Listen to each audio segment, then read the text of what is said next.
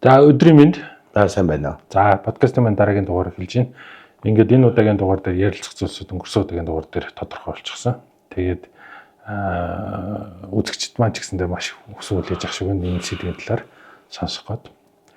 Тэгээд энэ удаагийн сэдвээр бид нар юу ярих вэ гэхээр хүний одоо өнгөрсөн өгсөний дараах амьдрал за өөхөх үед одоо ямар ёс заншил байдیں۔ Тэ хөдөөлүүлэх за сүнс гэж байдаг юм уу ч гэдэг юм уу те яг ийм одоо өгсөний дараах амьдралтай холбоотой ийм сэдвээр ярилцах гэж байна. За тэгээд эхний асуулт болгоод сүнс гэж байдаг уу гэдэг асуултаар эхлэе. За сүнс байгаа мэдээж шинжлэх ухааны сүнсийг хэмжиж өнгө дүрсийг ялгах гэж үзсэн шүү дээ. Тэгээд хэмжээг нь 0.1 хэдэн хувийн баг грамм 1 граммын хэдэн 3% гэж тайлбарласан байдаг 0.1. Бодтой шишний онолд сүнсийг бас маш сайн тайлбарласан байдаг. Нүүдэлчид буюу монголчууд тэнгэр шүтлэгтэй бидний хувьд сүнс бол маш том шүтлэгийн нэг хэлбэр буюу сүнслэг шүтлэг. Хүний бие доторх сүнс 3 төрлийн сүнс гэж байна.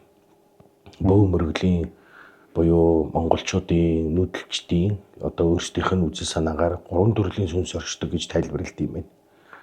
За эхний сүнсийг мөнх тэнгэрийн оюун ухаан буюу хүний ухамсарын сүнс гэж тайлбарлана. Хоёр дахь сүнсийг эцэг талын ясан тал буюу хүний биений 55%-ийг яс бүрдүүлдэг учраас ясан талын сүнс 44%-ийн цус махнаас бүрддэг учраас цусан талын сүнс гэж тайлбарлаж байгаа. За монголчууд тэгээд нэг хүн 99%-аас бүрдэж 100% нь буюу амьсгал. Амьсгалж байна да. Энийг 100% буюу амьсгал гэд хүн 100%-аас бүрддэг гин. Хүн эцгийн улаан дусал, эцгийн цагаан дусал гэж хоёр дуслаас хүн бүрддэгтэй. Тэр хоёроос ураг төрөл одоо ураг нийлж сүнс болж хувирж байгаа. За тэгэхээр 3 төрлийн сүнс гэж хүний биед оршиж байгаа. Миний би бүр их нарийн тайлбарлая. За хүн нас барахад тэр 3 төрлийнхэн сүнсний хамгийн эхлээд оюун ухааны сүнс баларан одноо. Хүн ямар ч байдлаар өнгөрөөд одоо аваар осол, өвчин, зовлон, зүрхэн хаагдах ямар ч байдлаар нас барахад хүн ганцхан үйлдэл гаргадаг нь амьсгал гаргана. Амьсгал гаргаж ин да. Энэ бол хүний ухамсарын сүнс арилж ийн гэсэн үг. За ингээ хүний оюун ухааны сүнс тэр дороо арилна. Энэ бол хүний нөгөө яриад байгаа оюун ухааны. За гэтэл бид нар яагаад 49 хоног хийдэг вэ? 49 хоног маань тэр хүний зүрхэн хадаж дуусгахыг хүлээдэг буюу зүрхэн талын сүнс гэж тайлбарладаг. Хүн 49 эд эснээс бүрддэг гэж би урдны подкастн дээр тайлбарлаж ирсэн да. Тэгэхээр тэр 49 зүйл агаарт задарч үгүй болохыг хүлээдэг учраас нөгөө талаасаа 49 хоногийн дотор хүний зүрх яг хатаад ингээд цусаа шахаад үгүй болдго юм байна. Тэгэхээр эхийн талын сүнс ариллаа гэж тайлбарладаг юм байна. За эхийн талын буюу мах цусны талын сүнс арилж байна. За 3 жилийн дараа эцгийн газрыг очиж эргээрэй гэж бид нэр ярьдаг да. Яагаад тэгдэг вэ? 3 жилийн дараа гэдэг нь эцгийн газрын эргээрэй гэдэг нь хүний аман хүзүү, хатан хүзүү гэж хоёр яс байна. Хүзүүн дээр байдаг. Тухайн хоёр яс нь яг хүний газарт оршуулснаас үдэж 3 жилийн дараа өөрөө салдаг юм байна. Тэгэхээр хүний сүнс арилдаг юм байна. За яагаад ингэж ойлгов гэхээр хүний ясан талын сүнс нь нугсандаа байдаг юм байна. Малыг ганцхан нугсанд нэг хатахад нас бардаг үстэй. Тэр дор амь тасардаг. Тэгэхээр хамгийн эмзэг буюу тэр аман хүзүү, хатан хүзүүний завсрах нугсанд л утгаар оруулаад малыг нугсгалахад мал тэр дороо ингээд ямар ч одоо хариу үйлдэлгүйгээр өнгөрдөг дөө. Хүн бас яг тэрнтэй адилхан юм байна. Тэгэхээр хүний энэ аман хүзүү, хатан хүзүү гэсэн хоёр яс салахад эцгийн талын яс бүрэн салаад энэ хүн нэг ёсондоо энэ орчлонгоос 3 жилийн дотор буюу 1000 хоногийн дотор бүрэн ариллаа. Тэгэхээр энэ хүний бие махбод тэр цогцос арис ус ясыг эргэж тойрж болно гэсэн санааг илэрхийлж байгаа юм. Аха. Тэгэхээр ийм 3 төрлийн сүнс. За энэ 3 төрлийн сүнснээс ямар сүнс нь оршиж үлдээд байна вэ гэдэг асуулт байна. Аа. За одоо нөгөө Гүйдэл болоод тэр ухамсарын сүнс юм. Аа. Тэр махан талын сүнс бол мах цус хатахаар арилжиж байна. Тэрийг арилахыг хүлээж 49 хоногийг хийж байна. Ясан талын сүнс бол 2 ясыг салахыг хүлээж 3 жил эцгийн газар дээр эр хүний эхийн газар дээр жилийн дараа очиорой гэдэг. Гэтэл бидний нөгөө хайгаад байдаг асуулт юу гэвэл ямар талын сүнсийг хайгаад байдаг ганц одоо учир нь олдгүй зүйл бол хүний нөгөө араас хойтхыг хийхэд сүнс хорогдож үлддэг гэдэг асуудал бий болж байгаа. За энэ дээр юуг тайлбарлах чинь гэвэл тэр ухамсарын сүнс гэдэг нэг зүйл бий үлдэж байгаа юм тэр хүний. Одоо яг нарийн дээр ивэл тэр хүү юу бодож, юу санаж, юу хүсэж исэн тэр бүх юм оюун ухаанд нь хадгалагдсан байна шүү дээ. Тэр хүү ухамсартай л харьцах гэж тэр шашны ямар нэгэн алтан хайрцаг, зан заншил, ямар нэгэн одоо тэр сүнстэй юу хүсэж исэн хүмүүхэд хаана очих уу гэдэг үйлдэл бий болж байгаа. Нэг иймэрхүү зүйлийг энэ одоо тайлбарлах гэж үү дээ. Бас их сандраад их ярихаа зүгээр шүү дээ. Одоо сандраад ерөөсөө арилахгүй байна сандраад гэн. Тэгэхээр мохор сүсгтэй хүн жишээ нь нас бараад сүнс нь харагддаг гинэ. Тэгвэл одоо бидний эртний монголчуудын ёсонд сүнсийг яаж амрааж исэн гэдэг өөрсдийн тэр зан заншил байна. Би энийг яг түүхч хүний талаас тайлбарлаагүй. Археологч хүмүүсийн талаас тайлбарлаагүй. Түүх археологийнхан бол энэ хүний хайдхыг хийдгийг бол Монголын эртний ёс заншлыг мэднэ. Миний ярих гэдэг сэдв юу гэвэл бөө мөргөлд нэг тийм үлдсэн нэг зүйл байдаг юм. Хүний хайдхыг Монгол тэрнээс судлаад үзвэл монголчууд хүний хайдхыг яаж хийж исэн бэ?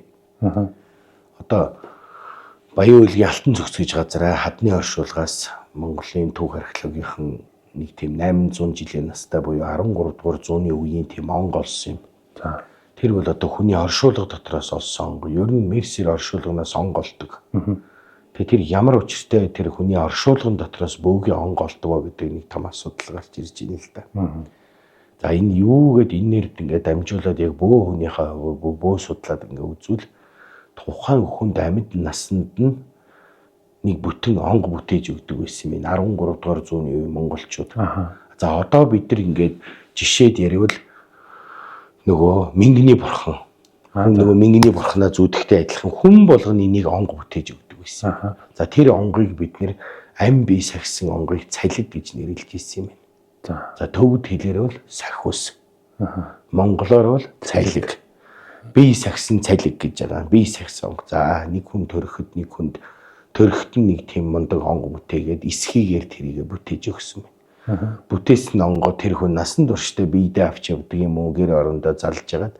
За тухайн хүн нас баранда. Тэгэхээр тухайн хүний оршуулгын зан үйл тэр онгодын хамт хийгээ явуулдаг гэж. Яагаад хийдэг байсан бэ гэсэн судлаад үзвэл тэр онгод нь тухайн хүний онгод тэр хүний дараагийн төрөл буюу хөтлж аваачих үйл хэрэгтэй залгагдсан байна. Тэгэхээр дараагийн төрөл гэдэг юмыг бид нэр бий болгож харах хэрэгтэй болж таарлаа да. Тийм байна. Тэгэхээр нөгөө диважинч байдаг юм уу, тамч байдаг юм уу гэж ойлголт Монгол харын бүгд байдаг юм байна. За. Тэгэхээр хүн ямар төрөлд буцаад ирэх чинь буцаад өөрийнхөө төрөлдөө л ирдэг болж таарж байгаа юм.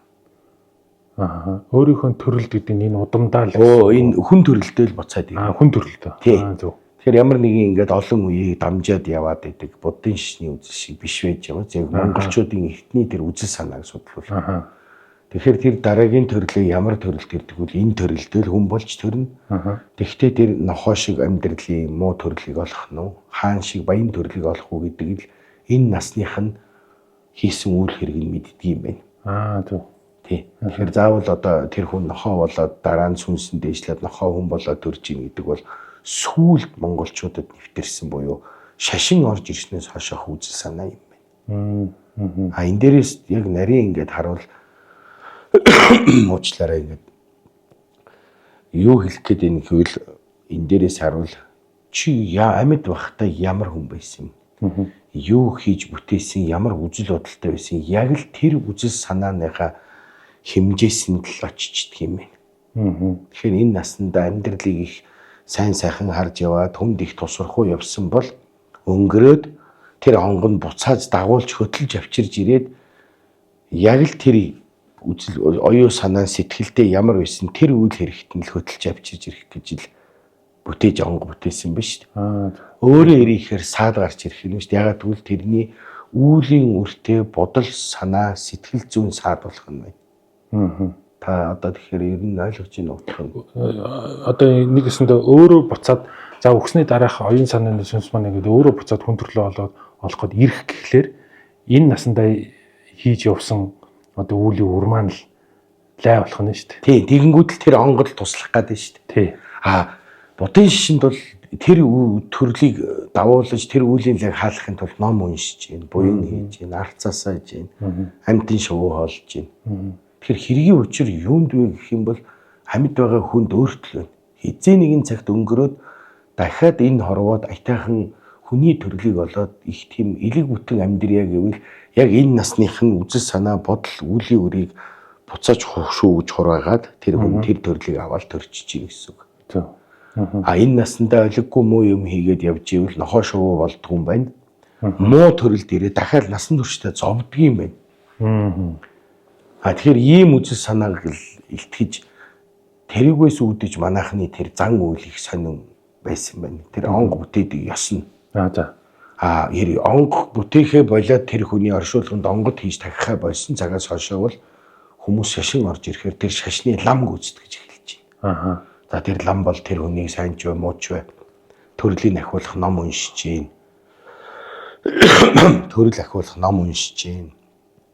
Буруу төрлөөс аврах зан үйл хийж гин. Эд юмдаа хорогдсон байна инээ тэрэгээл ингээд янз янз юм хийж гин та. Тэгэхээр хүн ер нь амьд насандаа л дараа хэн болох бол шийдчихдэг байсан байна л да. Тийм байна. Үхээ шийддэг байсан биш вэ? Тийм байна. Би угаасаа л энэ сайхан явсан гэсэн хүн тэр оюун санааных нь цуглуулсан тэр их мэдээллээ 80% сайн юм цуглуулсан бол сүнс нь буцаад сайн хүнд сайнхан айлтал төрдөг гэсэн үгийг хэлэх гээд байна. Насан туршдаа муу юм хийж яваад өнгөрвөл хичнээн ном уншуулад нэмэр байхгүй муу айлт зовд зүдэрсэн болоод төрөө тэгээ энэ насандаа тэрийг идлэх нь тэгэхээр ямар нэгэн амтын шувууны бие рүү шилжиж ороод байдаг юм биш. Хүнээс хүнд л шилжиж идэг юм байна. Тэгэхээр хүн шувуу нохой бүтээгээгүй тустай төрөлтэй учраас хэрвээ шувуу өгөхөөл хүн болно гэж байхгүй байхгүй юу? Шувуу одоо урд насандаа чи шувуу байсан. Тэгээ хүн бол. Тэгэхээр энэ амьд зүйлүүд хоорондоо ингээд төрлөө солиод байдаг гэсэн утгатай биш болж таарж байгаа юм. Тийм байна. Энэ их яриухтай сэдв одоо хүмүүс ойлгох юм болов уу яах юм бол? Ойлгох. Тэгээ би энэний санаан дээрээс тэгээд дээр үеийн монголчууд хүний хаадхыг хийхдээ нэг ийм эртний нэг ийм мартагдсан яс байна. Өрхөө битүүлээд хүн оруулж гарахгүйгээр 49 хоног цээр тавьж исэн гинэ. За ямар ч тийм цайдлага цагаалга хийдэггүй. Хамгийн гол юм нь юунд байсан гэвэл тэр хүмүүс хаана нутаглуулах уу гэдэгт л хамгийн чухал байсан байна. За. Нутаглуулах тэр бид нар тэрэнд л маш их анхаардаг байсан болохоос өнөөгийн шиг юу цайлах уу, юугаар би энэ ороох уу гэдэг бол чухал байгаагүй. Тэр хүнийг нутаг тавих газар маш чухал гин. Тэр тусмаа эцэг хүнийг их тийм нар үдсэн ингэрэг буюу өөрийнх нь загсан захаас юм уу аав ээжийн нутаглуулсан газар тавих нь их зүй ёсны хэрэг гин. За. Дээр үед ер нь ингэж хараад хахад эцэг их ах トゥ амраг садан өнгөрсөн газруудад нь аваач тавьж исэн уламжлал айгүй их байдаг юм байна. Энэ уламжлал ганц монголчуудад биш эртний ер нь шашнаас өмнөх хүн төрлөختний зан үйлд айгүй их байдаг юм байна. Тэгжиж нөгөө дараагийн төрөл улдам нэг болж төрөх юм бэлэгдэл гин. Аав нь за нэг уулын ингэр тавив. Ээж нь нэг уулын ингэр тавив. Удмын бас нөгөө. Тэгээ энэ ингэрт манай удмынхан байдгаа гэсэн тайлбар байна. Гэтэл эргээд тэр төрөл садан буцаад нэг төрөл болоод хурж ирэхийн бэлэгдлэр тэгж нэг газар сүнсийн тэгж нэг газар тавьж исэн. Тийм ёс байна л та. Тэг хүний хойдохыг хийх маш олон төрлийн зан үйлүүд тэр дотор ястан угсаатнараа ялгагдаад маш олон төрөл байна.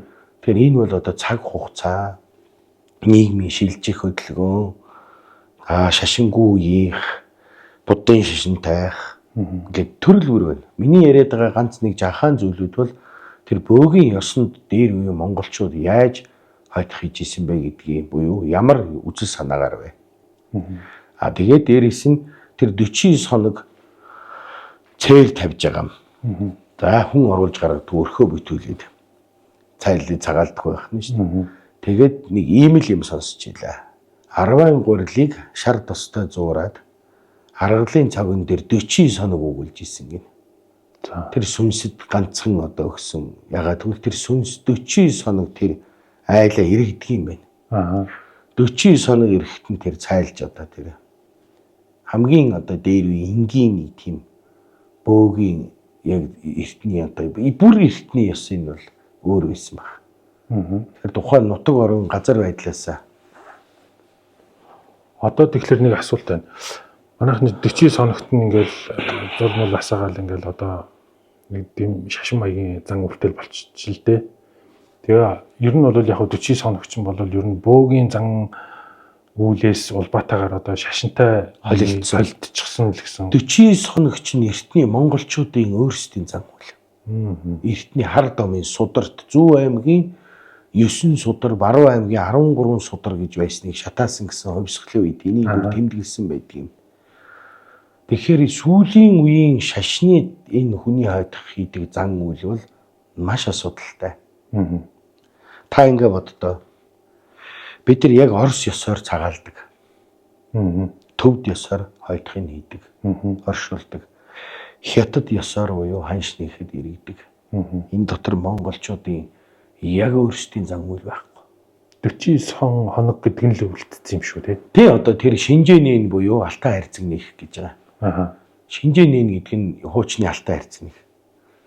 Та нэг хүний яриаг сонсоо үсттэй Далай ламын нэг ярилцлагыг тий алтан хайрцаг гэж байдаггүй мэдгүй. Ер нь тэгж алтан хайрцагын тэр нэг хүний хойдох хийхэд нэг яг хөө хийн л дээ төвдүүд тас дуудах лүүжин тавих ёс байна. Гэхдээ нэг тийм учиргүй хүний хойдохыг шинжээнэ гэдэг юм мэдэхгүй гэж байгаа зү. Тий.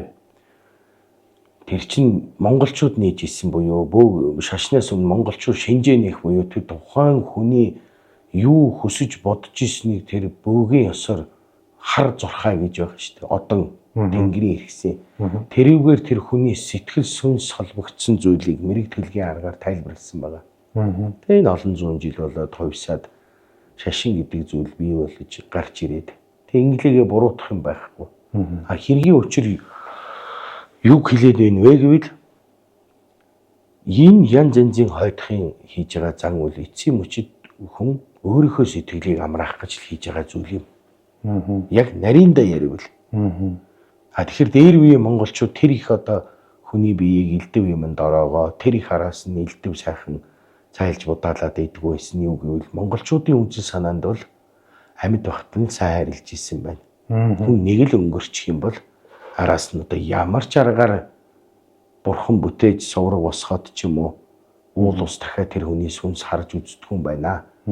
Тэгээд л алга өөрийнхөө оюун санаанд юу бүтээсэн яг тэрийг өөртөө хурааж аваад дараагийн төрлөө олддог юм байна. Гэхдээ сайн аль төрөх үү, муу аль төрөх үү гэдгээ шийднэ гэж байгаа. Нэг асуулт байна. Нэг юм тодорхой болгоод би сая дутуул ойлгочих шиг боллоо. Алтан хайрцаг нээн гэдэг шинжээ нээн гэдэг зүйл бол эртний бөөгийн ёсонд байсан маш эртний манай бөө мөргөлд байсан. Тэр 49 хоног шинжээ нээх одоо тэр газар ус тахих энэ бүгд бөөд байсан. Буддын шашин чинь тэр чигтээ сургаал номлол болохоос биш. Засал зан үйл огт биш. Тэгээд тэгэхээр чи одоо тэр алтан хайрцаг нээдгийг шин ламнарлаа гэдэг байна шүү. Бөөнөр одоо тэр чинь тэгээд 3-400 жилийн хугацаанд энэ юм чинь боловсронгуй болж сайжраад маш олон эрдэм намтай лам хувраг монголчууд өөрсдөө лам хувраг болоод бөөнөр нь лам болоод лам буу хоёр ивсээд нэг юм цаг хугацааны хувьд эн чинь нэг эрдмийн том мэдлэг болж гарч ирээд одоо өнөөдрийн бидэнд хэрэглэгдэж байгаа зүйл шүү дээ. Та одоо хуучны тан уухгүй байгаа биз дээ. Имэл ууж байгаа биз дээ. Тэгэхээр одоо хүний бие сайн малын шил идэхээр их кальц байдгийг тэгэхээр одоо шил иддэг хүн байхгүй харин зарж байгаа кальц ууж байгаа биз дээ. Яг энэнтэй адилхан өнөөдөр нийгэмд ямар юм хүлийн зөвшөөрөгдсөн байна. Хүн тэрийг л хэрэглэнэ. Миний ярих гэж байгаа сэдэв бол монголчууд эртний хувьд сүнсийг тэгж их араас нь одоо учиргүй 9 шид янз янзаар хоололж барьж ийн гэж элдвээ юм хийдгүү байсан юм аа л гэдгийг хэлэх гээд байхгүй юу. Яг хүмүүс таалагдахгүй байж магадгүй. Ерөөсөө монголчууд юу хийж исэн гэвэл амьд байхад нь сайн өргөж исэн байна. Тэр хүнийг ерөөсөө амьд байхад нь чи маш сайн хайрл. Хичнээн эцэг их ээж аваа амьд байхад нь хайрлаагүй өхүүлчвэл араас нь чи мянган алтан авс авж өгөөд хичнээн үнэтэй торгоор ороогоо тэр сүнс амархгүй. Өөрийгөө л амрааж байгаа юм баггүй гэмээ. Нэг дээр үед нэг залуу байсан аавыгаа бүр намайг хүүхэд багт манай хамаатны хүн аавыгаа алдчихад тэгээ аавтайгаа нэг ч уулзаагүй хүний нутагт яваад алдаад тэгээ өнгөрснийхэн дараа л одоо үнтэй чулуу аваарай өстой сайн хийгээрэй тэр нь өөрийг нь амрааж байгаа л процесс боловч тэр цаад сүнс мэдрэхгүй сүнс яаж тэр буцаж төрлөө олж ийн вэ гэвэл тэр өөрийнхөө насандаа хураасан үжил оюун санаа сайн муу хийсэн үйл хэргийнхаа хэмжүүрээр буцаж хүний бие махбодд төрөл олж. Тэгэхээр яг бөөгийн уламжлалт соёлыг буюу эртний бүү Монголын харын бөөгийн тэр хүн үхээд хайчдаг вэ гэдэг юмыг үзэхээр там дэважин ч идэх юм уу, эрлэгтч байдаг юм уу, нохоош уулж ийн гэсэн үзэл ерөөсөө байхгүй байгаа. Их юм мэддэг улсууд миний энэ яриаг сонсвол бас нэг талд байх бах. Сүүлийн шашны явцад бол энэ хүн нохоо болсон, шуу болно. Гэх мэтчлэн чи төрлийн ахиу бол тийм үйлдэлүүд байна. Нэг асуулт байна. Одоо бид нар шинэ нэг л хүүхэд байхаас ер нь ярьдаг шүү дээ. За одоо хүн өгөөд эрлэг номоо андар авчид. Эрлэг номоо хаашаа явах нь шийддэг ингээл. Тэгээ нэг газар руу явчихдаг. За там байдаг юм, diwaж байдаг юм дэшээ цаашаа гэл ингээл заагаал. Одоо сая таны яриагаар ингээд хүн амьд байхад нь хийж өгсөн онгот нь ингээ өгснийхэн дараа ингээ сүнсийг нь дагуулж яваад буцаагаад нь авчрах хүн төрөлд нь аваад ирж байна. Тэр хооронд тэр сүнс хаагаар явах уу? Тэр одоо өгсний дараах амьдрал гэдэг тал. Тэр яг ингээ тодорхой тэм бичээгүй, бичсэн юм байхгүй. Гэхдээ би яг маш олон судалгаан дээрээс нэг зүйлийг хэлье. Тэр хүн үхээд хайчдаг вэ гэдгийг хэлэх үү. Хүн яг энэ насандаа юу ертөнцийг яаж харан тэр ертөнц рүү л очдөг юм байна. За. Ерөөсөө нэг амьд байхдаа нэг Швейцарын нэг шивэд төлөв Швейцарын нэг эрдэмтний нэг судалгаа байсан юм. Хүн үхээд хаачдаг амьтны хөвлөд очиод амьтан болоод амьтнаасаа төрөл агсаар агаад хүн болдог гэд буддын шашны үзэлд итгэдэг байсан тэр эрдэмтний судалгаан дээр нас бараад хоньны гиз рүү орсон гэж байгаа байхгүй юу. Тэгээ хоньны гизэн дотор байжгаад хонь болж гараад одоо хураг болж ингээ хоньны гиз шиг юмд ороод хурганы биед орсон гэж тайлбарлаж байгаа. За. Тэгээ би ингээ хураг болоод хурганаас эхлээд гэтээ тэр клиник хүүхэлд орсон хүн гэж байгаа. Төрхөн зуурын. Тэгээ тэр тэмдэглэлээ бичсэн байгаа. Тэгэхээр одоо хүн үхээд хайчдаг вэ гэдэг нэг том асуулт гарч ирж байна. Мэдээж сүнс болоод зурдаар ч юм уу нас барахад хүн янз бүрийн юмд хорогдож азтгэр болох нь үнэн. Гэхдээ би яг тэр зүтгэж шуламтай холбох гэж яриаггүй. Тэр төлөө юм яриаггүй. Манай нэг юм найз байдаг юм. Энэ ер нь их бурхан чөтдөг хүн. Тэгээ хагалгаанд ороод олоон дотроо задраад хагалгаанд ороход яг сэтгэл нь бурханд итгэдэг хүн байна. Хагалгаанд ороод тэгээд нөгөө тухайн үед комонд орсон юм байна. Тэгсэн чинь маш их бурханы ертөнцөөр явсан гэж харагдсан гэж байгаа. Тэгээд сэрээд надад тэр хэлжсэн. Тэгэхээр үхээд хүн хайчдаг гэвэл энэ насныхаа юунд итгэдэг, юу бүтээсэн тэр амьдрал дотроо л очдөг юм байна. Тэгэхээр чи үхлийн дараах амьдралаа өөрөө бүтээдэг болж таарч байгаа юм. Тийм ээ. Яаж юу? биднэрт хоёр нүд байдаг юм байна. Нэг нь энэ харах, орчлон харах энэ бодит нүд. Нөгөөх нь орчлонгийн нөгөө хэсгийг харах одоо та нүдэн айнад үздэг ингээд. Бид нүдэн анж байгаа димийг ингээд дотроо хардаг да. Бэлгийн нүд. За энэ бэлгийн нүдэн дотроо хүн дараагийнхаа ертөнцийг бүтээж идэг юм байна. За үхлийн дараах ертөнц. Хүн болгоны дотоод сэдвт үхэхэд хайчхул гэдэг. За их бурхан шүтдэг энэ насандаа энэ сэтгэл дотроо айгүй их бурхан дахил шүтэж бүтээсэн хүн бол үхээд бурханы ертөнц шиг ертөнц рүү очт юм байна. Би яагаад энийг ингэж бүх тодорхой яриад байгааг бол клиник үхэлд орсон хүмүүсийн ийм нарийн том судалгаа байдаг. Би тэрийг маш их уншиж ирсэн. Тэр хүмүүс бол яг ингээд юунд итгэдэг тэр ертөнцтэй л очсон байгаа байхгүй юу. Тэгэхээр яг тодорхой хүнийг үхэнгүүтнийг хүлээж авдаг нэг тийм хүлээлгийн өрөөтэй диважинч байдаг юм уу? Нэг богоо ирээд суулгаад бүгдийг авч явдаг зүйл байхгүй. Зөвхөн оюун санаа дотор буюу тэр бэлэг оюуны мэлмийн ертөнц дотроо ямар ертөнц байдаг гэдгийг бүтээн тэрхүү ертөнцтэй л очдөг гэж байгаа. Энэ л одоо хамгийн бодит шинжлэх ухаантай бас шашинтай яг дүцхүүц судалгаа л энэ. Тэгэхээр хүн үхээд дараа төрлөө өөрөө бүтээж идэг юм байна. Бид нар тэрийг мэддгүй юм байна л да.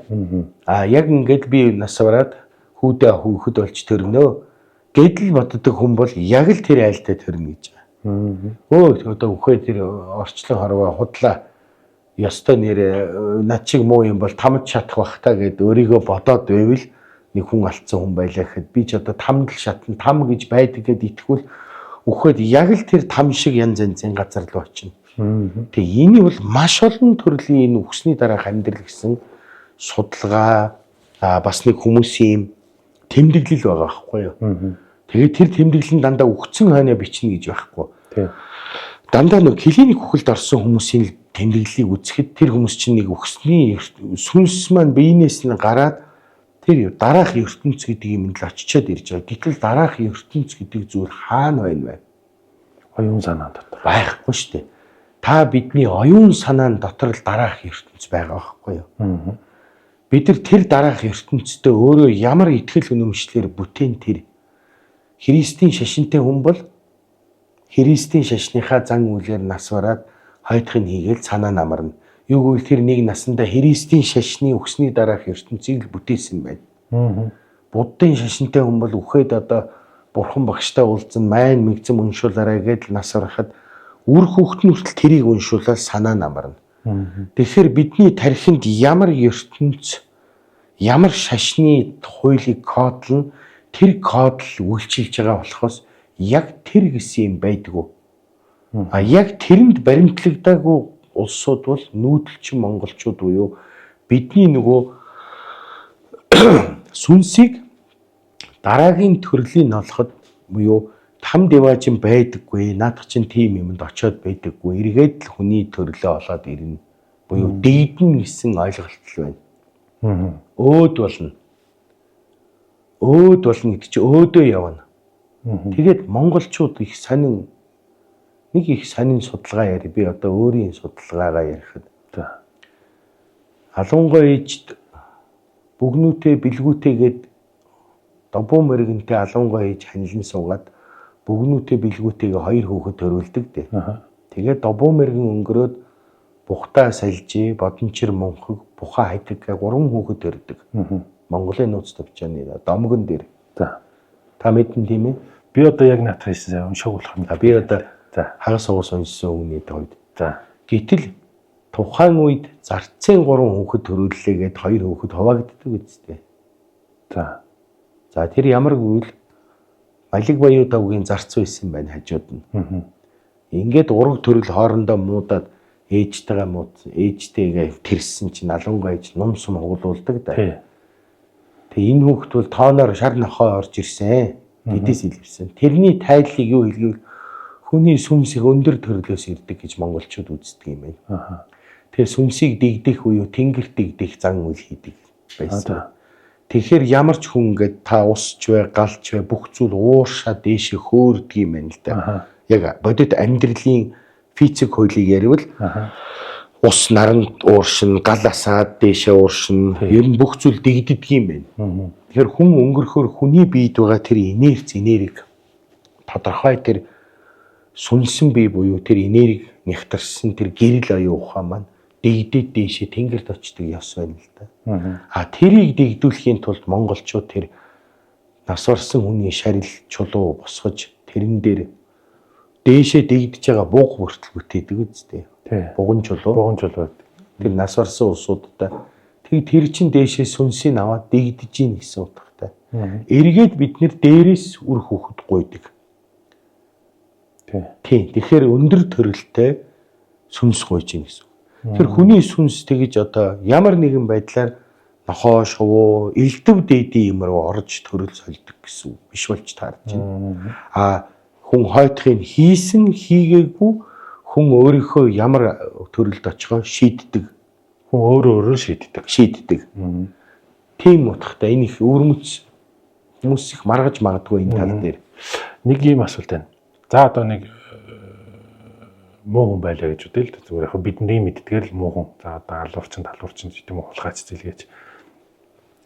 Ингээд өнгөрөөд өгч. Тэр хүний хойноос 1000 одоо ном сайхан уншуулад хойтхыг сайхан хийлгээд тэр хүн сайн төрөлд төрөхгүй гэж ойлгож болох уу? Чи тэгж үхлийг арын хаалгадаж болохгүй байхгүй юу? Хүн алж, хүүхэд алж, насан туршдаа хүний аим хороочоод тэгээд ах トゥ амраг садан ламд мөнгө төлөөд ном уншуулсаар байгаа төрөл болоод сайн төрөл олчихно тэгэхээр үхлийг хүртэл арын хаалгадаж болж ийн гэсэн үг болчиход ич хүүх шиг. Тийм байна. Тэр хүн чинь нэг наснда хэн болохоо өөрөө энэ наснда бүтээсэн байж тээ. Дараа төрлөө. Тэгэхээр хүн үхээд тэр Деважин гэдэг газар руу очиод байгаа юм биш. Буцаад энэ төрөлдөө Деважинд байгаа юм шиг амьдрах төрлийг олж байгаа бол нүгэл хийвэл там гэдэг газар руу очиод байгаа юм биш. Тамдаггүй зовж амьдрах төрлийг энэ наснда олж ийн гэсэн үг. Тэр нь энэ одоо орчлон дээрх там байх нь. Ард нь гимшиж үлдээд сэтгэлдээ тавгуутад үлдсэн хүн хойтох гэдэг үгний утга нь нас барсан хүний араас биш. Хойно нь үлдэж байгаа хүмүүс л засуулаад байгаа юм байхгүй юу? За дахиад нэг нэр жишээ авъя. Хэн байдгийг нэг хүнийг. За тэр хүн маань их нүгэл хийж байгаа тоолоогоо боогоод өнгөрчихж л дээ. Хоолоогоо боогоод өнгөрчих. Гэтэл нөгөө хүний хаараас сэтгэл зүйдээ цуг байгаа хүмүүс нь сэтгэлдээ юм бодоод авчлаа шүү дээ. За энэ одоо сүнс нь үлдчихсэн. Яана одоо төрөл олохгүй шинжтэй. Тэгээд ном уншуулна. Мэдээж зөв би үнийг бол үгүйсгэв.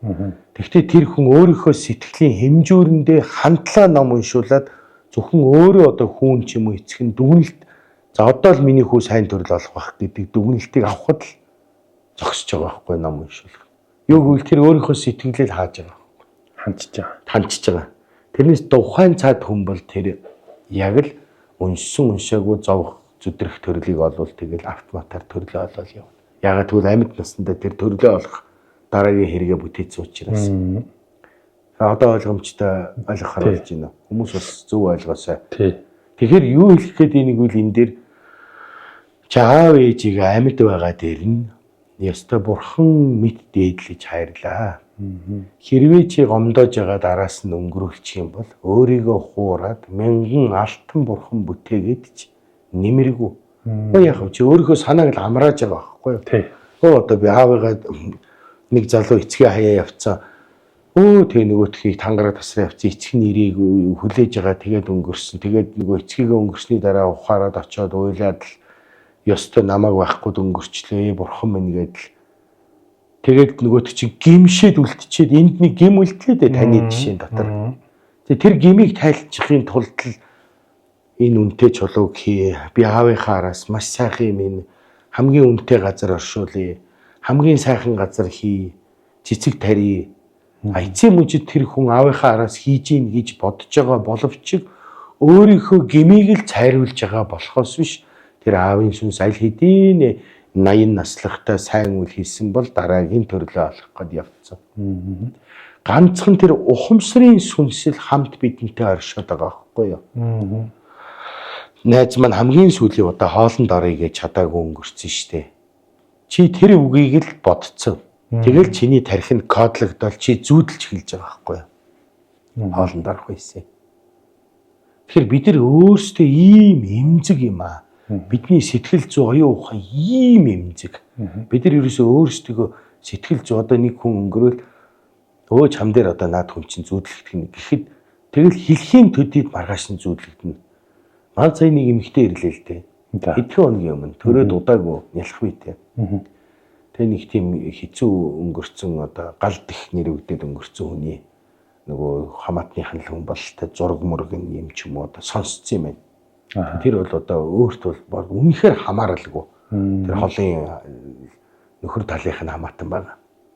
Тэгэхэд өөрт хамааралгүй байхад өөрөө дотроо юм бодоод одоо яана ийм хүн тэгээ ажил явдалд нь очихдоо ийм одоо өгсөн хүний ингэж өгсөн хүний ажил явдалд очиод хэрэг байна уугүй байна уу ч гэдэг юм уу тэгж бодож очиод тэгэл маргааш нас нь бүтэн сар унтаагүй хөл гарнаас нь юм татаал нөгөө хүн зүүдлэгдээл авч явах гээд тэгэхэд л тэр нас барсан хүн тэр аль хамаагүй хүн тэр бэрийн талын хүүхэн хоёр бие бинийгээ танихгүй шүү дээ. Тэгэд яа хамаагүй одоо тэр ах トゥ аав ээжийнхээ зүудэнд ороог байж тэр биерд орно гэдэг чинь тэр хүн тэр тархиндаа тэр сүнсийг өөртөө хурааж кодлсон байна шүү дээ. Тэгэл тэр кодны дагуу үйлчилж шүү дээ. Тэгэхээр бүх юм санаад байгнаа. Ерөөсөө санаад байгнаа. Хүн одоо тэгээд дайны үед бол өстой хоморглон хүн өгөхөд дайн тулааны томорглон нэг зэрэг эрсийг одоо өгөхөд нь бүгдийг л оршуулж байгаа үйлдэл байх шүү дээ. Тэгэхээр тэрийг оршуулж байгаа хүн бол тоохгүй байгаа шүү дээ. Тэгээ тэр хүнд ямар ч зүйдлэгдэхгүй шүү дээ. А гэтэл тэр холын хүн өгөхөд нэг очиод аян хоол идэхийн төлөө элдв юм бодоод идсэн хүн унтахгүй шүү дээ. Тэгэхээр юу вэ? Бидний оюун санаа ухамсар гэдэг бол ийм эмзэг хальс шиг. Тэгээ бид ингээд өөр дээрээ элдв дээд бусын юмыг бүтээж идэг янз бүрийн ертөнц бүтээн. Тэр ямар юм бэлэг оюуны мэлми буюу дотоод нүдэндээ нүдэн анихаар харагдах нь шүү дээ. Тэгээ бид нар нөгөө бэлгийн нүдэндээ юм харж чадах байлцсан үнийг харалган гэж нэрэлдэг байхгүй. Ажил явдалд хүртэл юм бодож ивэл битээ очих л та. Заавал шаардлагагүй шүү дээ. Тэгэж заавал тэгэж одоо сэжиглэж дургуутсаж ажил явдалд оролцоод тэрнээс тэр хүний ажил явдалд юу гэдгийг ямар ч цээр байхгүй шүү дээ. Яг нин үгүй гэхэд чи юм бодоод очиж байгаа байхгүй юу. Тэгээ монголчууд нөгөө юм бодоолохгүй арга ухаан зайл гаргахын тулд ямар зан үйл хийдсэнгүүл за чи очих гэхээр нь би нэг энэ жил очимоор байна. Би нэг жоохон тавгүй санагдаад байна гэж штэ. Тэгэхээр монгол ухаан чинь тийм мундаг одоо ламгүй үед бол за чи дотоод хормоогоо ингээ нугалчаарай гэж. Ингээ хүний юм хүрдэг юм. За ингээ тийм заагаад өчгөр итгэл үнэмшилтэй хүн чинь хормоогоо нударга заха нэг ингэж нугалс хийгээд орчдөг. Тэгээ зүгээр хоол идэ гараа юм готор гараад. Тэр чинь өөрийнхөө энергийг тэр одоо арга ухаан л байна л да. Хүүхдээ энийг ингэж нугалахгүй ялгаа байх. Ялгаагүй л дээ тий. Байхгүй. Тэгэхээр чи юу ч сэтгэлдээ бодохгүй энэ буйны юмд хөрхийгээд очивол зүгээр. Чи очиод л юм бодоод цайг нуугаад хоолыг идэх юм бол тэгээд маргаашнаас нь халуураал эхэлнэ. Тэгээ би нөгөө мухар сүсэг хүмүүсийн төр сэтгэл зүй мухар сүсгийн төрөгдөлд ороод энэ болгоны ялгааг гаргах гэж л подкаст хоёлаа хийгээд байгаа шүү дээ. Энэ талаар нь тайлбар. Тэгэхээр сүнс дараа ертөнцийн талаар чөтгөр шулан байдаг гэдэгт итгэдэг хүн бол тэр ертөнцтэй л очих бах. Дараа ертөнц байхгүй гэрэл унтарнаа. Би хүүхэд болж төрнө гэвэл тэр ертөнцтэй л очино. Яагаад гэвэл яг дараа ертөнц гээд нэг тийм ресепшнтэй нэг тийм том байгууллага байхгүй. Чи дараа ертөнцийг өөрөө бүтээдэг юм. Тийм бай. Чиний хэрэг үйл, зөв сайхан санаа, хүнд тусалсан бүх юм чинь дараа ертөнцийг бүтээдэг юм. Энэ бол буддын шишний онол хууль биш бас. Энэ орчлон хорвоо хүний хууль. Хүн ямар юм хийн тэрийгэ буцаага төрлөө авна. Нэг сая яран дотроос нэг зүйл асуух гээд тэр нэг цугсхан дурдаад өнгөрсөн эртний Монгол ёсонд ингээд хүн өнгөрсний дараагаар ингээд 49 хоног өрхөө бүтээгээд ингээд цээр тогтоочдөг гэдэг тэр ёс занслын талаар дэлгэрэнгүй. Тэрийг би бас л багшаасаа их нарийн сонсоогүй чи ер нь зохисгон сонсоход Ямар ч байсан тэр хөвсгөлд дарахад айлтал хүн өнгөрөхөр тооныг битүүлээд битгий ороорой гэсэн. Тэг яасан гэсэн чинь эдний хүн өнгөрсөн. 49 хоног тэр хүний эдис 16 эдис нарны 7 өнгийн гэрэл агаар дулаан амьсгал гээд 49 эдис бүрдсэн эдис зүрхийг хатаад цусан ингээд хатаад зүрх нь ингээд хатдаг да. Мах зүрхний мах цусаа хатаагаад шахаад борцлогдтол 49 хоног байна. За энэ 49 хоног дотор тэр айл цээр тавиад болж игэл хүн орж гардаггүй, инээж ханиадаггүй, гашуудж штэ. Тэгж тэр хүний 49 хоногийн дотор оюун санаа мах цус задарч үгүй болтол нь тэр айл цээрлж байна. Хөл хорой тавьж байна. Тийм л одоо ёс байж. Тэрийг л одоо хөөхд байхдаа тэр аав нь зайран байсан дагуулж яваал нийшээ айлд орохгүй бүрхөө бүтүүлээд бүр өрхнийхөө урдуур бүр их тийм тар юм татцсан байсан. Энэ хүн өнгөрч айл байна. Ороод хэрэггүй гэж хэлсэн гэж байгаа. Би нэг хэсэг л нутгийн юм яриад шүү. Тэрнээс яг түүхч хүн шиг монголчуудын оршуулгын зан үйлийг яриаггүй шүү. Нийт юм яриаг байна. Хэрэг тунах нь.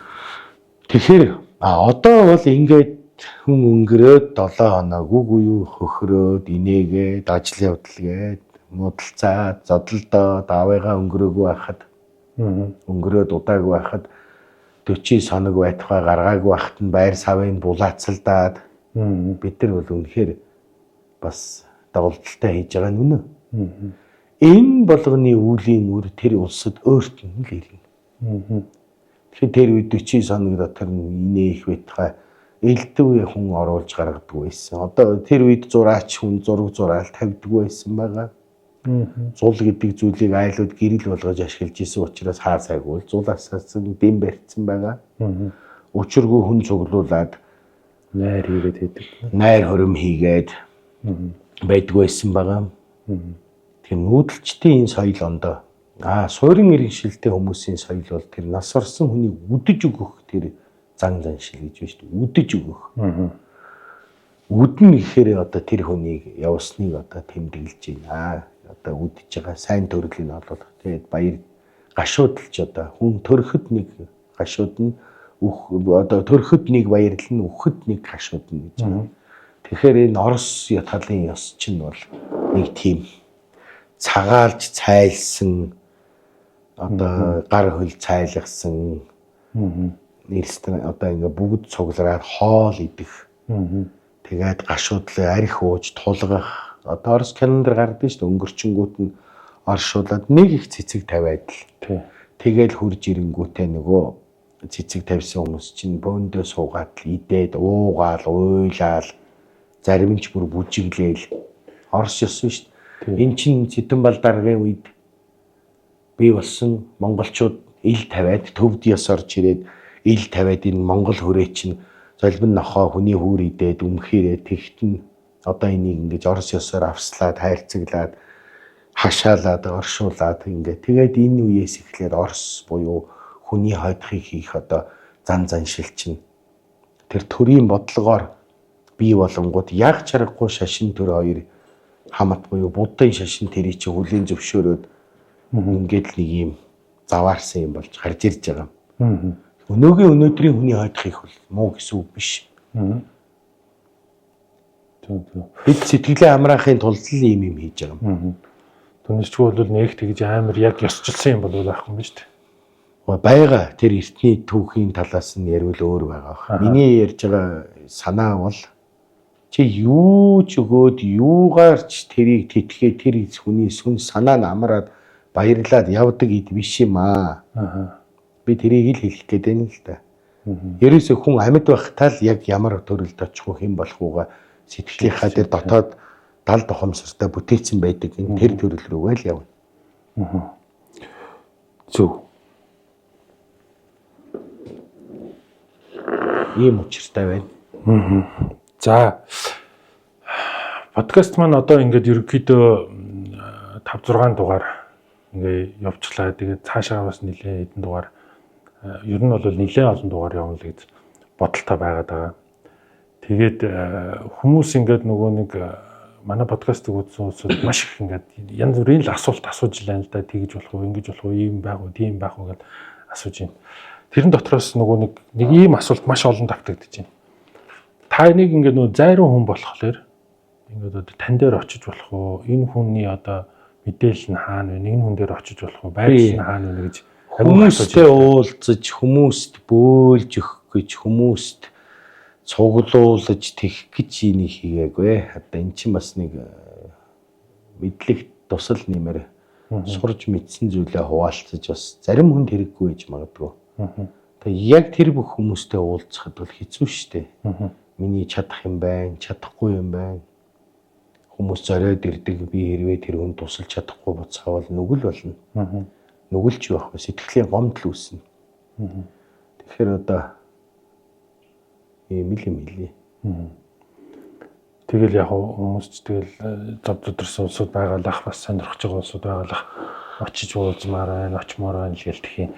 Ер нь хүн хүлээж авд юм уу? Ингээ одоо яг ирий гэж байгаа хүн гэдэг чинь нэг өөр юм байлээ. Гүгээд ороод ирд юм байна. Тэр хүнийг одоо буцааж болохгүй. Цаг өгөөч ч гинөө. Нэг тийм хүмүүст бол би тэгж уулзч мэдэхгүй шүү дээ. Тэгээд цаг өгөөч гэдэг чи одоо тэгээд цаг намайг нэг цаг өгөөд одоо үздэг улсууд тэгж л ойлгосон юм шиг байна. Яг зориод хүн чи ингээд хаашаа гэр олоод хүрээд ирвэл одоо би үзэхгүй айж хийж чадахгүй гэж байгаа юм биш. Тэгээ хүмүүсийн ирж байгаа асууж байгаа асуулт дандаа нэг юм гэр бүлийн ар шар юм асуух юм. Ер нь нэг хүнтэй нэг уулзъя гэж бодохгүй байна. Тий. Иймэрхүү асуултууд яг маш их л ирж илэн л да. Тэгээд энэ тоолбодмоор байна гэх мэтчлэн тиймэрхүү юмуд байгаа. Төрөний тэр нэг юм дээр нэг зүйлийг тайлбар. Бид нар бас нэг нас орсон хүнээ зүүдлүүл яадаг вэ гэдэг нэг тийм асуулт байна л да. Тэр хүн буян нэгж байгаа юм биш юм шүү. За. Төрөл садан дотроос нэг ядруу яваа хүн байна гэдгийг эцэгийнхэн сүнсэн юм уу? Тэр сүнс хэлж ийн гэсэн утгатай юм шүү. За. Ер нь бол энэ бол бүр их утга учиртай. Тэр зүүдлсэн хүн нь ядруу явж ийн гэсэн үг үү? Тэр аав нь өнгөрчлээ л дээ. За. Ах トゥ дөрөв байлаа. Тэгээ нийлдэлээр дөрвөн хүнээс нэг нь их боломжтой, нэг нь дундчих ингээд харилцан адилгүй амьдарч байгаа шүү дээ. Тэгэхээр нөгөө боломж муутай нэг нь их таарав ядраад л аав минь амьд байсан бол одоо ингэж яваач үгүй ч үгүй л боддгийн гинэ. Гэтэл нэг нэлийн боломжтой нэгнийх нь зүүдэнд наавынхын сүнс ордгийн гинэ. Зүүдлийг дээлээ. Бид нар тэрийг мэдэхгүй аав буян нэг чинь гэдэг ном уншилцуулаасаа гэдэг. Одоо өссөн хүнд юу ч хэрэглэхгүй. Бид нар ярьдаг шүү дээ. Энэ их алтан мөнгө энэ их хурлын гишүүдийг өгөхөд юм хэрэглэхгүй аваад өгөх юм биш гэд ярьдаг мөртлөө яг хүн өгөхээр араас нь алтан мөнгө цацаад арс ус цай цацаад идэг. Яг тэр ярьдаг шигэ байвал өссөн хүнд юу ч хэрэглэхгүй. Тэр юу гэвэл чи ядарсан дүүдээ туслаач гэсэн санааг илэрхийлж байгаа утга нь. Хэрвээ хин нэгэн өөрийнхөө төрлийн хүнийг зүүдлээд учиргүй зүүдэнд ороод ах юм бол хин нэгэн чиний бас төрөл садангийн хүн ядарч байна. Түүнд туслаач гэсэн утгатайг л илэрхийлж байгаа юм байна. Бид нар тэгж тайлж ойлгож мэддэггүй юм байна л да. Тэгээд л одоо тэр гүүж очиод ээж маань буян нэхэд байна. Би нэг эрэгтэй дүүтэй энэ доороо. Тохир гарч байгаа. Тэгээ дүү маань нэг жаахан бас нэг үгэнд орохгүй бит хоёр амьдрал өссөн зөрчил болоод.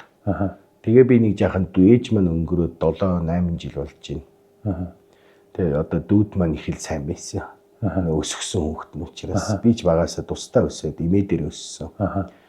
Тэгээд нөгөө дүүгээ өөрийнхөө л нэг жишээ яриа. Одоо хүмүүс жишээр ягаад уурлах вэ? Тэгээд нөгөө дүүдээ нэг жаахан дургуутслаад илэрхийлээд үгэнд орохгүй байсан учраас ах дүүгийн нэг юм маргаан үс. Тэг би ерөөсөө ээжигээ зүүдэлдэггүй. Тэг би тэр үед тод их 3 зүүдэлсэн. Маш сайн тод зүүдэлсэн. Тэгээд дараа нь бас нэг яг тэр дүүгээ бас нэг ингээд хэсэг холбоог багт ээжигээ бас нэг 3-4 зүүдэлсэн. Тэг би ерөн зүүдэлдэггүй байжгаад тэг яг тэр үед дүү маань л өрөнд орцсон баларч ивсэн юм байл. Зөв. Тэгээ би бас зайрын хүн учраас өөрөө бас учрыг гаргаж байгаа шүү дээ. Тэгээ яг нэг энэ талаар нэг юм пост бичсэн. Тэгсэн чинь яг тэрнтэй адилхан хүмүүсийн тийм хандлага байсан. Тэг яг үнэндээ бол яг ийм учиртай юм. Юу гэвэл чиний хайртай хүний сүнс ямар нэгэн байдлаар чамд байн ороод ивэл чиний төрөл садан, чиний хайртай ч юм уу, чиний туслах ёстой нэг хүн ядарч явж байна. Чи дүүдэн туслаач, ахтай туслаач. Тэр чин болохоо байж гин. Хүний тэр эцгийн сүнс ч вэ, эхийн сүнс ч вэ, хүний оюун санааны дуудлагаар одоо Wi-Fi-аар холбогдож байгаа юм шиг оюун ухааны сүнс нь тэгж холбогддог нь байна шүү дээ. Тийм ээ. Тэгэхээр одоо дүүн ядраад айгүй хэцүү хүний нутагт явж ивэл энд байгаа ах нь аавыгаа л зүудлээд идэг гин. Тэр чи аавынх нь ухамсарын сүнс ах дээр нь очиод хилээд иш дүү чин ядруу явна. Тэрийг бид нар мэдэхгүй буян нэгч гинэ гэдэл гүүж очиод ном уншуулад идэг. Зарцуулах ёстой нөгөө нэг юмаа харин жоохон бэлгийн мэлмигээр юмыг тайлаад ойлгвол ингээ бид нар юм л нэхэд энэ юм л өгье дандаа тэгж бодох юм аа. Энэ уулан дээр очихоор л энэ юм нэхэд байна гэл илдв юм цацсан хүн өвчлээ гэхээр за энэ одоо сүнс нь хорогдчихно. Их арц үж угуулахаар явдаг гэсэн гээд. Тийм биш ээ. Тэр тухайн хүний сүнс чинь чиний оюун санаантай холбогдоод ирэхээр зүүдэнд орно. Тэр зүүдэнд ямар нэг юм хилж байгаа маа. Эцгийнхээ үлдээсэн гэрийг зараад уруудцсан хүн байна л да. Тэг яг байшингаа зарахын өмнө аав нь зүүдлэгдээд исэн гэж байгаа. Миний хүү битгий зараал гэсэн үг л юм байна. Гэтэл тэрийг мэдэхгүй буян нэг чинь гэдэл элдв янзын зул асаагаад л арц угуулад исэн. Тэгээ гэрээ зараад уруудсан.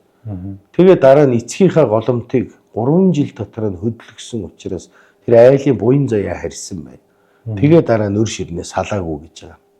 Энэ мэтчлийн ингээд бид нар ингээд хүн өнгөрөхөд зүудлэхэд буян хийж болно. Мэдээж тэрийг битгий хий гэж байгаа юм биш. Тэр өнгөрөхөд нь тодорхой ёс заншлаар хийнэ. Дараа нь ингээд ихт одоо тэгж их өлсгөлн ч юм уу зүдрэж байгаа ч юм уу процесс явагдахгүй. Ер нь энэ физик буюу энэ амьд энэ матери бие дотор чинь л ходоод зүрх баярлах гомдох байна үхээс энэ бие үхээд хатаад энэ доторх сүнс гарчгаар тэр сүнсэнд даарах, өлсөх, цангах үйл явдал байдгүй гинэ. Барагтай бол ганцхан хиншүү хэрэг бас л угуулдаг гинэ. Тэр яах вэ? Тэр сүнс тэрүүгээр хоололдог л гэж тайлбарлаад байгаа л харах ухаанаар бол санаа нь бол тэр одоо яаж тэгж эртний ёсоор тэгж бий болсон бэ? Тухайн тэр оршин байх хэсэгхэн хугацаанд нь тэрийг л одоо юу гэдэг юм утаа арц майгаар тэр сүнс явах зам мөрийн саадыг л арилгаж ийн гэсэн утгатай. Тэрнээс одоо яг өлсчөөд ирээд арцны утаа ч юм уу тийм идээд байгаа гэсэн үг биш. Бөөгийн онгодыг хүртэл арцаар угуулдаг. Тэр энд оршоод ороод явхаасаа өмнө оршиж штэ. Төрөл бол тэр оршин байх хугацаанд л тэрийг тэгж тэр үнэлт тэр хиншүү хэрвсаар л одоо тижээж тэтгэж ийн гэх юм уу да. Тийм үйлдэл юм. Тэгэхээр эцэг их ах トゥ гээ зүүдлээд унвал хин нэг мэдээч сүү цагаан өргөх юм уу мань уншуулж болно. Тэгтээ ямар нэгэн хүн тусалж тусдим болох юм уу өөрийн талын хүн ядарч яваад байна гэсэн дохио гэж байгаа. Тэр дохиог л Монгол үлгэрт үйдэг шүү дээ ах トゥ гурав тишээ салаад энэ модыг гуруулаад тариад би муу 3 жилийн дараа энэ модыг ирж үзье. Тэгээ энэ мод гундуу явах юм бол намайг ядруу явж ийн гэж бодоорой гэж тайлбарласан байдаг гэж байгаа. Тэгсэн чинь баг дүүгийнх нь мод гундуу байсан. Хайгаад атсан чи их ядуу байсан гэж байгаа. Тэр чинь модондоо биш эцгийн газрыг л сайхан авч явахыг л хэлсэн байгаа. Тэгээ эцгийн газрыг нутаглуулад 3 жилийн дараа эргэж очиод их ядруу явж ийн үгүй юу гэдгийг шинждэг гинэ. Тэгээд их эцгийн газар их тийм муухай хог шороон дарагдаа цөмрөөд одоо тэр их муудсан байвал энэ үр хөвгт нь их тааруухан явж штэ гэж ойлгож болдог гинэ. Тэгэж газраар нь шинждэг. Дээр үед нэг тийм номтой хүн байсан гэсэн. Тэр хүн шарил газар очиод шинждэг. Хараад энэ шарилын хүүхдүүд их сайн явж байна. Эннийх их муу явж байна. Яг тэгдэг. Яг л тийм байдаг. Тийм байдаг. Тэгээд тэр хоёр том зайрын хоорондоо би нэг жижиг домог ярихад хүчээ үзээд Тэгээд нэг зайр нь ялагдсан юм байна. За. Тэгээ ялагдаад нутагтаа хоёр зайр ялагдаад нэг нь ялагдахаар нэг зайр нь гойсон гинэ. Чи намайг энэ хойд уулын ингэрт яг тэр газар л тавиарай. Тэр хүн тавьдаг ёстой газар. Намайг энд л тавих юм бол миний үр хүүхэд сайн явна шүү гэж хэлсэн гинэ. Тэгээд өнгөрснийхэн дараа нөгөө зайр нь хилээгүй гин. Хүүхдүүд өөр газар л тавилсан юм байна. Тэгээд өөр газар тавилсан. Тэгээд хүүхдүүд нь айгүй зүдрүү амьдэрсэн нэг нутгийнх. Тэгээ нэг өдөр тэр зайрынгийн яриаг том хүн сонссон гэдгийг би тавчхан ярьж байгаа. Тэр зайрын амьд байхдаа тэр хүний хүүхэд тэнд тавиулаарай гэж хэлсэн. Би өөрийгөө тавиулж өөрийнхөө удмыг сайн явуулмаар байна. Намайг өгөхөөр тэнд тавиарай гэж нөгөө амьд өнгөрсөн бөөгийнхаа газрыг хүүхдүүдтэй зааж өгөхийг л сонсцсон юм байна. Тэгээ эцгийнхаа ясыг түүж аваачаа тэр зөв газар нь тавиад амьдрал сайж ирсэн. Хамгийн гол юм бол газар. Хаана яаж нутглуулах уу гэдгээс маш их сайн шалтгаална. Тэрийг яаж мэдэх вэ? Одоо тэрийг жинхэнэ одоо тэр мундаг шинжээ нээдэг, хайрцаг нээдэг лам нар эсвэл хүн мэдээд өөрийгөө тэрийгэ загтдаг юм. Дээр үеийн монголчууд бол ихэнх нь өөрсдөө загтдаг байсан. Тэгээ одоо тэгээ хүн тавьдаг тусгай газар байгаа шүү дээ. Хүн өнгөрцөн. Тэгээ ажил явдал дээр хэрүүл хийдэг хүн бол ёстой өөдлөдөг юм билээ. Эцэг өнгөрсний дараах 3 жил дотор тэр аман хүзүү, хатан хүзүүний ясыг салтал үр хүүхэд нь эдийн маргаан хийдэг юм гэсэн. Одоо ерөөсөө үхээ жилийн дотор ерөөсөө хөрөнгө мөнгөний хуваалцах гэдэг алалцж чинь тэр хүн болохгүй зүйл. Тэгээд эргээд тэр аавын ажил явдал дээр хэрэлдсэн, одоо хэрэлдсэн бах таваа хангатал хөхөрсөн мөнгөний хэрүүл хийсэн ийм хүмүүс урууддаг юм байна. Мөнгөний хэрүүл хийсэн хүний лавдаг сав хаагддаг гэж байгаа буян заяа. Одоо тэгэж их хөхөрж инээж баясаж цангасан хүн эргээд өөрөө уйлдаг гэж байгаа. Тэр хүн өнгөрөө цээрлээд одоо тэр инээж ханиах элдв янзын тод өнгөтэй юм хүртэл өмсдөг байсан. Хүндэлж байгаагийн хэлбэр юм байхгүй юу? Хүндэлж байгаагийн тэр хүн гашуудж штэ. Ер нь бол эцэг өнгөрснөөс хойш 3 жил бол ер нь гашуудлын 3 жил. Гашуудлын 3 жил биш. Биш үү. Эцэг өнгөрөхөөр тэр 3 жил ах トゥ нэр ямар ч байсан хөрөнгөн дээр л битгий марга гэж хэлмээр. Тэр аман хүзүү газар тавил хатан хүзүүгээд хоёр яссан доторх сүнс хүн өнгөрөхөд 3 жилийн дараа одоо бүр нарийн шинжлэх ухаанаар ярил тэр хоёр яс салж байгаа байхгүй юу? Салан салтал. Тэгэхээр ясн талын сүнс бүрэн яваад ингээд энэ хүн дууслаа. Сүнс нь байхгүй нь хараад дараа төрлөө олоод явж байгаа. Энэ бие махбод бол газар шингэж штэ. Энэ хооронд тэр хүүхдүүд хоорондоо алалцаж болдгоо юм байна. Тэг ураг төрөл хоорондоо хэрэлдвэл удмаа идэн хүний насыг хороодог, хүнийг хоосруулдаг юм бол эцгээс хойшоо төрсөн хүүхдүүд хөрөнгөө хуваалцах гэж байгаа юм. Тэгэхээр одоо энэ бол монголчуудын амьдралд байдаг зүйл зарим хүмүүсийнх нь. Бага. Үнэхээр одоо тэр ям зүрийн маргаан тавил эцгийн сүнс амартал мууддаггүй. Тэгээ дээр үе тэр агтмаар хуваадаггүй байсан гэдэг. 3 жил тэг агтыг хайчдаг байсан гэж нэг дээр нь. Тэхгүй тэр баг дээр нь орхиж штэ. Тийм ийм учиртай. Тэгэхээр ажил явдлын үед хэрэлдэж барих тэр 49 хоногийн хугацаанд элдв янзын тэр 9 бусын хэрүүл уруул арихтараас хүртэл хүртдэггүй. Оросууд бол арихаар гашуудлаа тайлж ийн гэж уудаг. Монгол ёсн тэр гашуудл сүулдэ таргаар тайлна гэдэл зарим нутагт тараг уугаад гашуудл тайлж ийн гэдэг. Тийм юм биш шүү дээ. Энд чинь бид нар өрний соёлыг сурч байна. Төвд ёсонд бол бүр одоо тэр бутлаад цавчаад газар нутаггүй улсууд чинь ил тавиад амтэн шувууны хоол болгоод чандралж шít. Эн чинь нутаг газаргүй улсуудын хийдэг зүйл. Тэр нутаггүй Туркд одоо жишээ нь газар нутаггүй учраас оршуулгын зан үйл нь тухайн нийгмийнхаа байдлаас болж бий болсон учраас хамгийн ёроол даав байна. Дараа нь хүүхэд нь эзэний захин ингээд давхарлаж ин сүулдэ та мэднэ үстэй дээш нь давхарлаад. Тэгээ эн чинь юу гэвэл тэр нутаг орон газар зүүн байдлаас шашин хамаарж хууль нь бий болж ш шашны хууль нь. Бидний соёл бол уудам сайхан тэнгэр нутаг байна. бас нэг монгол хүн хөр шороонд шингэх учиртай гэдэг газар даршуулж нотоглуулж исэн байна. Заавал энэ хөрсөнд нь одоо яг сүүлийн үед чандралдагч гэдэг юм уу янз бүр монголчууд дээр үед чандралж байгаагүй.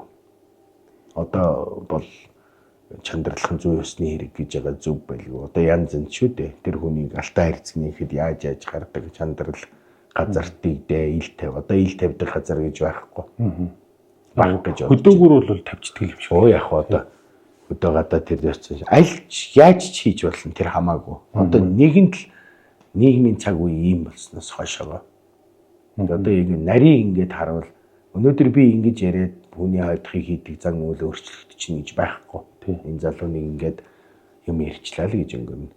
Тэгвэл бол өнөөдрийн хайдах хүний хайдахыг хийх зан үйл бол тэр хүнийг нас барсны дараах зээрлэх тэгээд тэр хүнийг амьд байхад нь гих хоёр зүйлийг бол ачаал хөдлөхөө байгаад яаж ресторанд ямар биелэг сэлт ямар лаач хөдөнц тараах вэ харагдах өнцөг талаасаа. Тэгээ Монголын суламжлалыг сэргээдэг энэ эрдэмтэн докторууд байдгүй юм байна. Яагаад энэ талаар ярьдаг юм бол би зүгээр бөө хүм учраас жаахан судалсан юм ал хуваалцаад байна. Та одоо ингэ боддоо Орос ёсоор цагаалж, төвд ёсоор оршуулж, хятад ёсоор буюу ханшны өдөр эргэж очдог. Тийм, эргэж очиж байгаа. Хятадуудын ёсонд ханшны их гэдэг биш очдог. Монголчууд 3 жилийн дараа л нэг очдог байсан л гэж би сонсч байсан. Жилийн дараа нэг тэгээд яг уу тэгээд хэцүү үед очлгүй яг уу. Тэгэхээр монголчуудын хайдахыг хийх буюу яг тэр бөө мөргөлийн дундх юм бол арай өөр. Тэр бөө яг уу бөөлж онгуутэж өгдөг байсан баг. Тэгээд тэрнээс цаашаа бол тэр хүн нэгэнт өнгөрсөн, нэгэнт л энэ харуугаас хайлсан. Онголж дахин сүнсийн дэгдэн. Тэг ихсийн онгонд битгий гар хүрэг. Эрдэмтэй хаад ноёдыг бол онголж дахин. Тэр хүн төрөл бол бие махбодын маш сайн оршиж газарт эргээ тэрийг ухаж төнхөж ерөөсөө болохгүй. Ийм учиртай. Зөв. Их л маш их сонирхолтой сэдв байна. Энэ тэгээд их ярихтай, удаа ярих сэдв. Ерөнхийдөө тэр санаагаа бол хэлсэн шүү дээ. Тий. Амьд байхад нь сайхан. Ерөөсөө л тийм яв.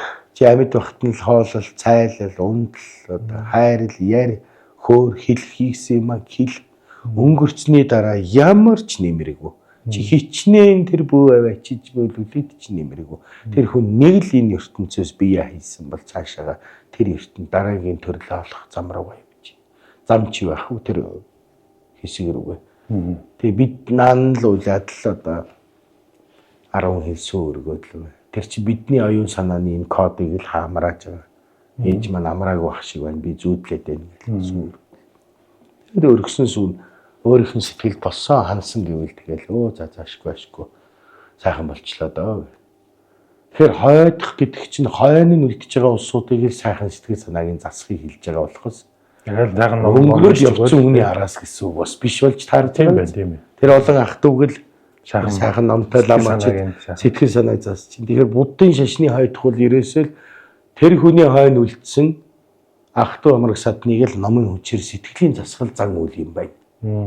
Одоо бол яг тийм ээ. Ер нь монголчууд буюу нүүдэлчид бол тэр хүн төрлөө хэдийнэ олохгүйгээ шийдэд өнгөрдөг. Бүр нүүдэлчдийн бүр өөхдгүү болох өөхгүй байхаар ам барих ачтай боллоо гэд өөхөр шантаар өөхөр даруулж алдаг ёс байл ч дээр үед. Тий даманд нь өөх хийж ягаад ам барих ачтай боллоо гэд. Тэ энэ бол яах вэ? Зүгээр тухайн үеийн хэсэг овг отог монголчуудын дотор янз янзын хүмүүсийн зан шил байна шүү дээ. Хотонгууд одоо жишээ нь эсхийн дараагаад өнөр даруулна. Эсхийн дотор ороогоод хотон намаа уншина. Тэгээд өнөр даруулна. Тэгэл энэ мэд. Тэгэхээр энэ болгон ёс заншлыг яаж ч үлдэж болно хамаагүй. Нэгэнт л тэр хүн өнгөрсөн учраас гол нь амьд байх хугацаанд нь тэр хүндийг л ачуу энийг хариулах хэрэгтэй гэдгийг л хэлэх гээд байна. Хоёрт нь хүн үхээд хаачих вэ гэдгээ амьд байхдаа шийдсэн байдаг юм аа. Өөр айл эзэн шийдсэн. Йоо тий. Хэн болж эднийдээ очих уу, тэн дээрээ ирэх үү гэдгээ шийдсэн. Ямар ч хэлбэрээр өгч болно шүү дээ. Хүний насан туршдынх нь хурааж хоримтлуулсан бодол сэтгэхүй, итгэл, үнэмшил хийсэн үйл хэрэг чинь нэг том савнд багтаад хольж үзэж байгаад 80% нь сайн төрөл олох юм байна. Энэ хүн угаасаа сайн юм хийжсэн гэд буцаага тэрл үзэл санаагаараа төрөл олоод тэр сайхан амьдралтай хүн болоод энэ хорвоо дахиад л ирнэ. Муу юм хийвэл нохоо шувуу болохгүй. Дахиад л одоо муу юм хийсэн учраас энэ хүний төрлөө муухан идэх гэж л ирнэ. Тэрнээс одоо энэ адуус хүн хоёр төрлөөн солилцоон тэгж ингэж явна гэж байхгүй. Яг нь тэр их шашны их баялаг номонд бол одоо хэрэг болж байгаа нохоо болж байгаа хүн гэж тайлбарладаг юм. Тийм бол байхгүй. Там Деважин гэж хаана байна? Огт байхгүй. Аав нь Деважинд очичлоо одоо Минчилжийн Деважингаас гэдэг нэг бөөд дамжуулаад хилчдэг юм байдаг юм уу? Байхгүй шүү. Тийм ээ. Хүмүүс тэр хүн чинь төрлөө болоод яваад өгсөн байгаа шүү дээ. Аль хэзээ. Зориг талигач зориг гэд гишүүний талаар энэ улс орон яриад ах шиг байна.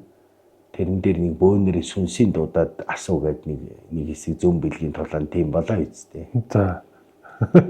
Би асуухгүй яасан хин алсны. Тэр чин хичнээн хүний гарт амин залуудаа өнгөрсөн гэсэн үнэнхүү сайхан үзэл бодолтой хүн байсан учраас асар хурдан төрөл олоод тэр сүнс хүн болчихж байгаа учраас тэр сүнсийн дуудаад олохгүй байгаа юм баггүй юу?